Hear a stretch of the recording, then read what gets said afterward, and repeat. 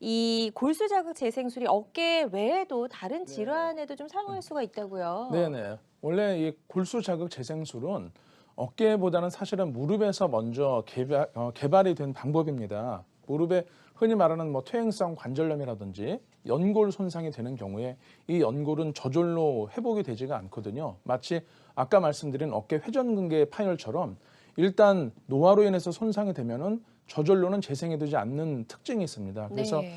이렇게 이제 잠깐 그림을 보시자면은 맨 왼쪽에 정상 무릎은 허벅지와 종아리뼈 사이의 간격이 엑스레이를 찍어보면 이렇게 벌어져 있습니다. 왜냐하면은 네. 뼈와 뼈가 부딪히지 않도록 사이에 연골이 있기 때문인데요. 퇴행성 관절염이나 연골 손상이 된 무릎은 중간 그림에서 이 빨간 원에서 보시는 것처럼 뼈와 뼈 사이의 간격이 좁아져 있어요. 그러면 네. 걸으실 때 아프신 이유가 뼈와 뼈 사이에 어떤 완충작용을 해주는 연골이 없기 때문에 아. 뼈가 서로 부딪혀서 아프신 거거든요. 아주 이렇게 MRI에서 찍어보면은 뼈와 뼈가 부딪혀서 뼈가 멍들어 있는 하얗게 멍들어 있는 것을 보실 수 있는데요. 이런 경우에 이제 무조건 그렇다면은 뭐 인공관절 수술을 해야 되느냐? 네. 그것은 아닙니다. 이제 뭐 무릎이 조금 아프다고 해서 혹은 관절염이 좀 있다고 해서 바로 인공관절 수술을 할 수는 없지 않겠습니까? 그렇죠. 하지만 그렇다고 해서 아까 이제 전화 주신 분처럼 계속 진통제만 또 복용을 하시거나 하실 수도 없는 부분이기 때문에 이런 경우에 있어서는 어떻게 치료하느냐라는 고민을 하다가 나온 것이 바로 이제 골수 자극 재생술입니다.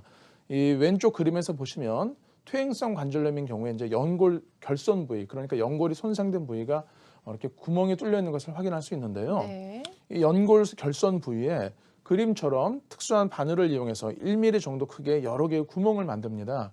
그러면 여기서 이 골수가 새어나오게 되어서 한 6개월 정도가 지나면 이렇게 연골이 채워지게 됩니다. 그래서 이렇게 무릎에서도 이제 연골 재생을 하는 목적으로 골수 자극 재생술이 처음 시작이 되었고요. 이것을 이제 어깨에서도 주로 쓰게 되는 것입니다. 네. 그래서 잠깐 보여드리자면 시술 전에는 무릎 연골이 지금 하얀 부분이 연골이고 중간에 그 살색으로 보이는 부분이 뼈가 드러난 부분이에요. 많이 드러나 있네요. 네. 예. 그래서 디딜 때마다 저 뼈가 충격을 받기 때문에 이 관절염 환자분들은 얼마나 그게 아프겠습니까? 네.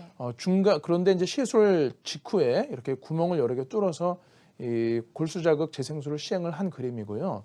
시술 후 6개월째 다시 관찰했을 때 이 연골이 어느 정도 좀 생겼지 않습니까? 네.